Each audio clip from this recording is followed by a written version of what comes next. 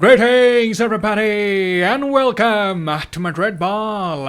I hope you all are doing good. Our favourite club has ground out another great result during a tough run of games. We beat Sociedad in a fully packed stadium and silenced the whistling crowd, and we have to appreciate yesterday's performance. It was a game where we lost our most lethal striker early on, and that could have easily plummeted the confidence of the team. But in these difficult times, we see players rising to the occasion. We saw some of the players coming up with some excellent individual performances, and frankly speaking, in the second half, Real Madrid were barely troubled by Sociedad. It was all set up very well, with Barcelona and Atletico both receiving a blow before we played our game. Our very own player Takefusa Kobo delivered a knockout blow late in injury time, and all we needed here was to capitalize on the situation. We needed to turn up to the game with the right mindset and the right attitude. In the second half, we were the team in advantage, we were the team in control, we saw some major improvement in our defensive game.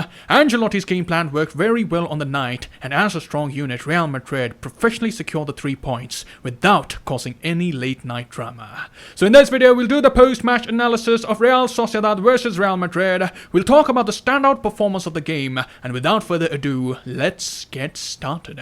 And having a look at the lineup, there was Courtois in goal. In the back four, we had Alaba, Militao, Mendy and Carvajal. In the midfield, we had Cruz, Casemiro and Modric. And in attack, we had Vinicius, Benzema and Rodrigo. And before doing the analysis, let's quickly do the shout out. A number of you hand predicted a 2-0 scoreline, and you will find notable mentions in the video, but a shout out winner today is Mr. Humor, and I congratulate you for getting the scoreline correct. But anyways, if you talk a bit about the lineup, it was something that we did expect from Ancelotti. We were playing a top table side, and we were pretty much aware that Ancelotti would be fielding his strongest backline. Rodrigo slotted in for Marco Asensio, but I did think that the Brazilian did not make the most of the opportunity he got. He did have some good moments linking up with Vinicius, but failed to be assertive on the night. Him and Diego Rico had a nice battle going on, but unfortunately, it wasn't the most productive night from the Brazilian.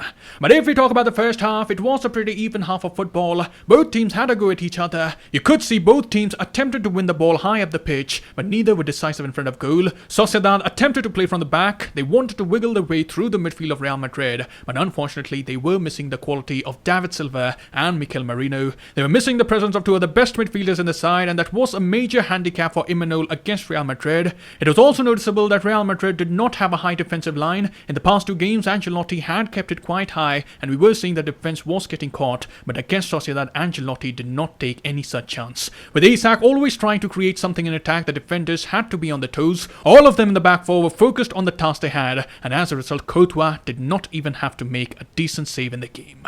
But talking about the big blow that Real Madrid faced, Karim Benzema was taken off within 20 minutes. It was a change that was demanded by Benzema. He immediately signaled Ancelotti to take him off after he pulled up short, and we did see him limping. Ancelotti was questioned about the situation of Benzema, and he said, "The Benzema thing does not seem serious at all, but I do not think that he will be available for Tuesday." So from these initial reports, it does seem that it's not a serious thing. Obviously, we'll have to wait for the confirmed medical reports to understand how grave the injury is, but Benzema went off jogging, so potentially it's not that big of an issue, but of course, we'll have to wait for confirmation.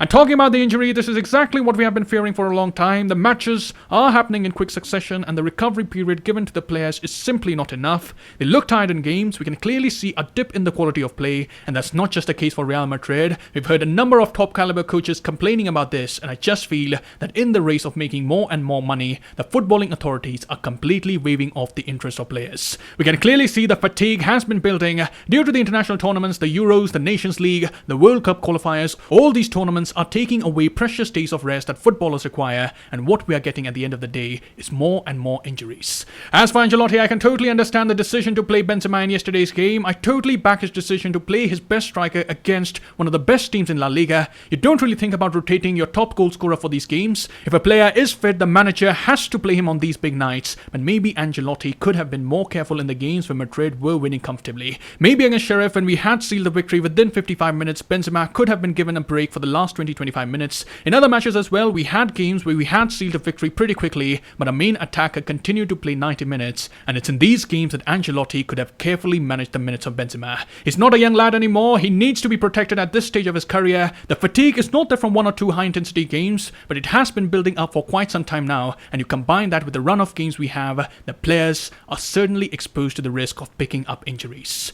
So let's hope it's not a serious injury for Karim Benzema, and hopefully he'll be back with the group very soon in the coming few days. And moving on, if we talk about the second half, this is where Real Madrid started the game very well. They were pinning back Sociedad right from the get-go. We got an early goal through Vinicius Jr. It was the Brazilian who started the move. He was driving at the defense. You can see 5 players surrounding Vinicius. He spots Jovic making an intelligent run. It was a great work on the part of Jovic to attract the defenders towards himself, creating some space for Vinicius, and Luka Jovic cushioned the ball into the path of the winger. He takes the shot, and the Brazilian comfortably slots it past the keeper, opening the account for Madrid. And again, if we talk about the performance of Vinicius Jr, it was a very industrious performance from the youngster. You could see him being dangerous in the first half as well. He had some tricks up his sleeve. I particularly like this moment where this one flick from Vinicius completely took out Oyarzabal. He had made a mockery of him, and you could just see that after Benzema was taken off, Vinicius got more and more involved in the game. It's almost like he assumed the responsibility that today he has to get his team over the line. In his mind, he knew that he had to lead the path, and how well did he do that? He got the goal. At the same time, he was tracking back, putting in a defensive shift, and that Madridistas was another impressive performance from Vinicius Jr. We are running out of words at this point to describe the performance of the youngster. He's clearly playing at a supreme level of confidence, and he has been playing at a completely different level.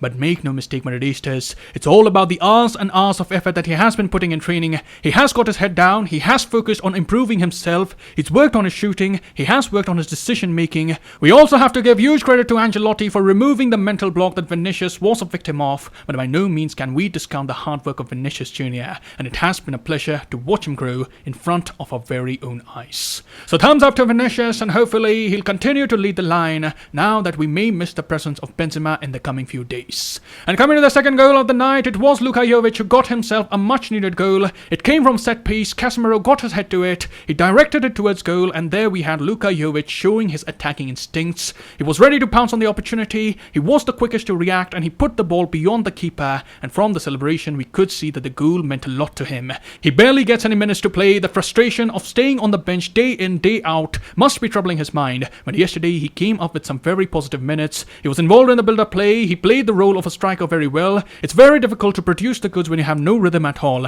and in the first half it did take some time to get going, but in the second his movement was much better, his link-up play had improved, and finally he also did the one job that strikers are required to do.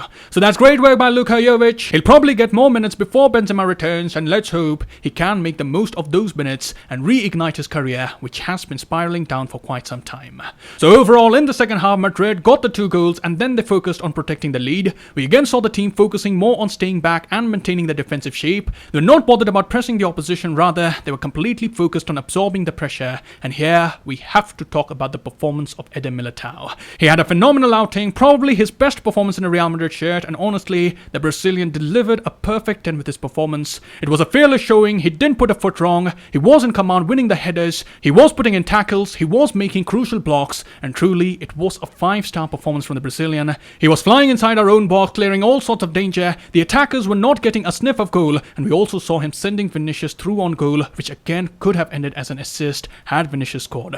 So it was an impressive performance. Ancelotti would be very happy with the way the team defended, and for me, Eder Militao was the standout performer for the night, and if I had to give the man of the match award, I would have given it to the Brazilian.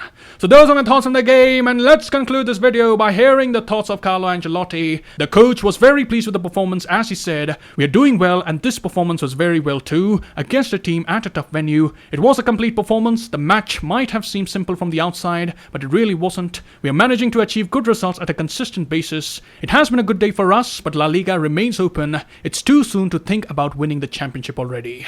Then the coach was asked why he preferred to opt for Jovic instead of Mariano, and the coach responded, for me, Jovic is a good striker. Mariano is a good striker too. They have different characteristics to Karim, but Jovic is a strong striker, and he can hold balls up and play 1-2s well. The Vinicius goal was a classic Jovic piece of play with a fantastic assist. Then he got the goal too, classic penalty box striker's goal.